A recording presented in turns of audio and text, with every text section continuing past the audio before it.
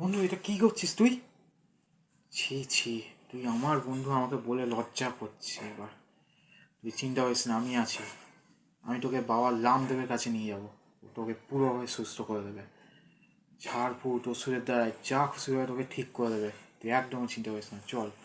এসব ঠিক না, তুই আমাকে বলতে চিল মার, কিচ্ছু হয়নি। আর আমি ওরম কিছু দেখছিলাম না।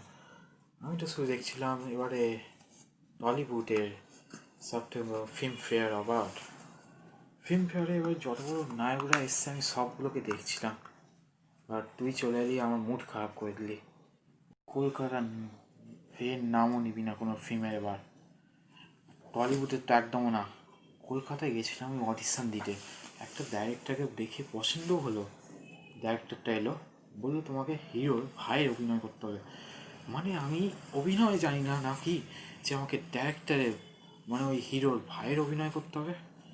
ওই জন্য আমি ভেবে নিয়েছি আসতেন কোনো মুভি কোনো ডাইরেক্টরের কাছে আমি কাজ করবো না। সব কিছু ডাইরেক্টর তো খারাপ কিছু করেনি, তুই ভালোই অভিনয় চান্স পেলি। ওইসব ছেড়ে তুই চলে এলি এখানে। আর কি হবি? ইঞ্জিনিয়ার হবি। কোনো কাজ ছোট বড় না। বাহ! এইসব মানে ডাইরেক্টরের তোরা অপমান করে যাবি, জানিস ডাইরেক্টরটা কত ভালো? ওরা দিন রাত্রি জেগে একটা ভালো মুভি করে দেয়, সিরিয়াল তৈরি করে, আমরা শুধু দেখতে পারি। তার দিন রাত্রি জেগে থাকে, খায় না দায় না। ডাইরেক্টর মানে বড় দায়িত্ব বাবা। আমি তোকে ওই জন্য পছন্দ করি না। তুই আজ থেকে আমার বাড়ির দিকে ভুলেও আসবি না।